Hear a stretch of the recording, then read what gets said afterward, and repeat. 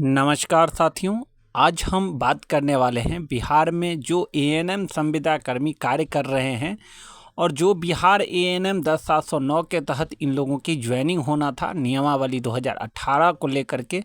उस पे जो है विशेष बात करेंगे, क्योंकि अभी फ़िलहाल जो है बिहार एएनएम 10-709 वैकेंसी में जो है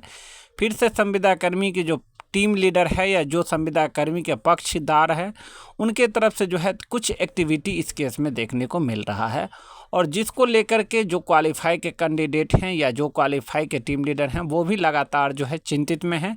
और परेशान है फाइनल हेयरिंग को लेकर के। आप सबको पता होगा कि बिहार एएनएम 10-709 का जो केस है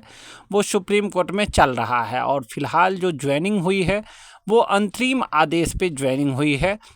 और जब ज्वाइनिंग हुआ था उस ज्वाइनिंग के जो है लास्ट पैराग्राफ में अगर आप देखेंगे तो वहाँ पे क्लियरली लिखा था कि ये जो ज्वाइनिंग है वो ज्वाइनिंग अस्थायी है। फाइनल जो है जो भी जजमेंट आएगा फाइनल डिस्पोजल के समय में उससे जो है आपकी ज्वाइनिंग प्रभावित होगी। तो क्या है नया अपडेट जो क्वालिफाई अभी ज्वाइनिंग कर लिए हैं उनके लिए, और साथ ही क्या है अपडेट जो संविदा कर्मी हैं उनके लिए, क्योंकि अब जो है नियमावली के ऊपर बहस होना है। जैसे कि आप लोगों को केस की जो स्टेटस देखेंगे उसमें कहा गया है। अब क्यों ऐसा हुआ, क्योंकि कोर्ट ने जो है क्लियरली कहा था कि हम जो है अपॉइंट करेंगे जो लोग पिटिशनर बने हैं उसमें, तो उस हिसाब से जो है बहुत सारे लोग जो है फिर से नया पिटिशनर बने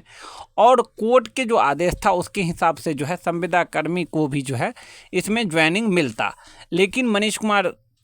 सर के तरफ से कहा गया कि सीट जो है वो जनरल के लिए नहीं है, जो सीटें हैं हमारे पास वो रिजर्व कैटेगरी के लिए हैं और टोटल जो सीट है जो नंबर सीट का है वो 200 कुछ सीट जो है बचा हुआ है वो इस हिसाब से। लेकिन जो वैकेंसी है वो तो 10-709 था और लगभग जो है 7,000 प्लस ही कैंडिडेट ज्वाइनिंग किए हैं, तो विभाग के पास जो है तमाम सीटें खाली है। ऐसे में जो है कोर्ट का कहना था कि जो सीटें खाली है उस पर जो है ज्वाइनिंग करवाया जाए, अपॉइंट दिया जाए, और कोर्ट जो है ये आदेश भी देने के लिए तैयार हो गया था। लेकिन कुछ संविदा कर्मी के ही पक्षदार के वकील थे, उन्होंने कहा कि नहीं मैलॉट ये जो है हम नहीं मानेंगे और जो आदेश दिया गया है सुप्रीम कोर्ट के तरफ से उनको भी हम नहीं मानेंगे और इस मुद्दे पे जो है बहस होना चाहिए। इस मुद्दे पे जो है हम बहस करवाना चाहते हैं। कहने का मतलब ये हुआ कि वो लोग जो है 2018 जो नियमावली था जिससे वो लोग लगातार 2 बार जीते हैं और जिसका जिक्र जो है हर एक जजमेंट में आपको देखने को मिलेगा। यहाँ पे भी अगर आप देखेंगे तो यहाँ पे देख सकते हैं कि 3/22/2024 passed by the high court of judicial Patna, यानी पटना कोर्ट के तरफ से जो है इन लोगों को पहले जीत मिला था और इसका जिक्र जो है लगातार हर एक जजमेंट हर एक ऑर्डर में हो रहा है और वो लोग चाहे थे। लेकिन कहने का मतलब जो संविदा कर्मी के टीम लीडर थे सुरजीत, वो जो है इस बात को मान लिए थे कि जितने लोगों की ज्वाइनिंग हो गई है उनको छोड़ करके बाकी जो बचे हुए सीट है और लगभग जो है 1300 प्लस जो पिटिशनर है अगर उनको ये सीट दे दिया जाता है तो हम लोग जो है मान लेंगे। और जो जज साहब थे वो भी जो है इन बातों को एग्री कर रहे थे।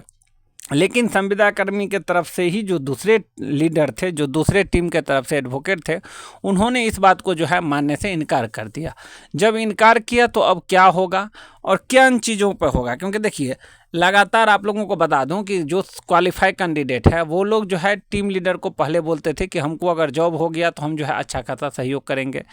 फिर जब जॉब इन लोगों को हो गया तो उन लोगों ने कहा कि सैलरी मिल जाएगा तब हम अच्छा खासा जो है आप लोगों को सहयोग करेंगे। लेकिन अब जब दोनों चीज़ मिल गया है, जॉब भी मिल चुका है, सैलरी भी मिल चुका है, लेकिन जब केस का बारी आया तो वो लोग जो है साइलेंट हो गए हैं। अब साइलेंट किस लिए हुए हैं और ये क्यों हुए हैं वो भी हम आपको बता दें। साइलेंट होने का जो है क्वालिफाई का यहाँ पे सबसे बड़ा जो है योगदान अगर किसी का है तो उसमें जो है टीम लीडर का ही है।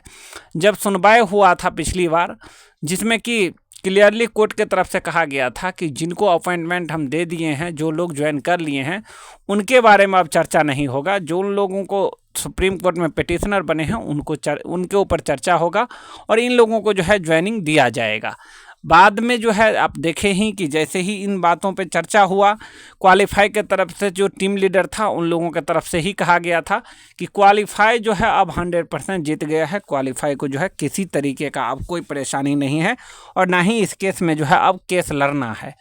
ये बात जो है क्वालिफाई की तरफ से कहा गया। फिर बहुत सारे जो है ये हुआ लगातार आईए होने के बाद जो है आईए पे बहस भी हुआ, आईए पे जो है लगातार सब लोग चर्चा करवाने लगे, जो भी टीम लीडर है। बाद में क्या हुआ, जितने भी क्वालिफाई कैंडिडेट थे जो ज्वाइनिंग कर ली है, उन लोगों को लगा कि अब जो है केस हम लोग जीत गए हैं। अब हम लोगों को जब टीम के तरफ से ही कहा गया है तो अब जो है हम लोगों को इस केस में किसी तरीके का कोई परेशानी नहीं होगा। और लगातार वो लोग जो है आईए के ऊपर बहस करवाने लगे। लेकिन हम फिर भी आप लोगों को पहले भी बताते थे कि केस को जो है डिस्पोज करवाइए, केस जो है डिस्पोजल के ऊपर बहस करवा के केस को डिस्पोज करवाइए, क्योंकि केस जब तक चलेगा तब तक जो है इसमें नया नया चीज़ देखने को मिलेगा। और हुआ भी ऐसे ही। आप लोगों को पता होगा कि केस जो है डिस्पोज हुआ नहीं और उसमें जो है नया चीज़ फिर से देखने को मिल रहा है, जबकि अब देखने को मिल रहा है। लेकिन पहले जो टीम की तरफ से ही कहा गया था कि क्वालिफाई के ऊपर जो है किसी तरीके का कोई अड़चन नहीं आएगा, फाइनल चीज़ हो गया, क्वालिफाई जो है अब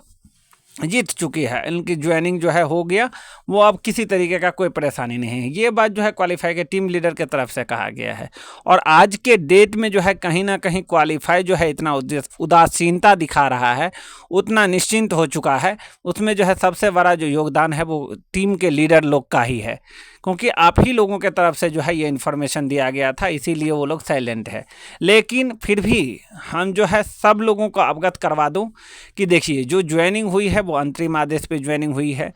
फाइनल बहस करवाना है और फाइनल बहस के लिए जो है 15 मई को आप लोगों का केस लगा है। और 15 मई को अगर आपके तरफ से बोलने वाला वहाँ पे एडवोकेट अगर नहीं रहेंगे तो विपक्ष जो है इस केस को अपने तरफ मोड़ने का भरपूर कोशिश करेंगे और मौका का फ़ायदा उठाना चाहेंगे। हम मानते हैं ये भी बात, आप लोग जो लगातार बोलते हैं कि बिहार सरकार के जो एडवोकेट था उन्होंने ही जो है अंतरिम आदेश लिया, ये भी बात सही है कि उनके थ्रू ही अंतरिम आदेश लिया गया और आप लोगों की ज्वाइनिंग हुई। इस बात से जो हम डिनाई नहीं कर रहे हैं। लेकिन कहीं ना कहीं उस रोज़ भी अगर देखा जाए तो ऐसा ही हुआ कि विपक्ष के तरफ से एडवोकेट मौजूद नहीं थे, इस बात पर चर्चा नहीं हुआ और सरकार के एडवोकेट को जो है मौका मिल गया, वो डायरेक्ट जो है अंतरिम आदेश मांगा जज साहब से और जज साहब ने जो है इनको दे दिया। उसी तरीके से अगर फाइनल हेयरिंग के दिन आपके तरफ से अगर कोई बहस करने वाला नहीं रहेगा तो जो चीज़ विपक्ष के एडवोकेट पूछेंगे जज साहब को, हो सकता है जज साहब उन लोगों को उस हिसाब से दे दे और आपकी जो अंतरिम आदेश है उस पर स्टे लग जाए और फिर आपकी नौकरी जो है खतरे में पड़ सकता है। इसीलिए हम सभी लोगों से, जितने भी हमारे सिस्टर जो ज्वाइन कर लिए हैं, उनसे रिक्वेस्ट करेंगे कि फाइनल हेयरिंग में जो है आप लोग अपने तरफ से कोशिश कीजिए कि कम से कम एक सीनियर एडवोकेट को जो है उतारिए, ताकि जो विपक्ष के एडवोकेट यहाँ पे बातें रखें उसको जो है डिनाई कर सके, उनकी बातों को जो है तोड़ मरोड़ के जो है पेश किया जाए और फाइनल जो है केस डिस्पोजल के ऊपर बहस हो जाए और आप लोगों की जो ज्वाइनिंग हुई है वो 100% सेफ रहे। ऐसी चीज़ें कीजिए।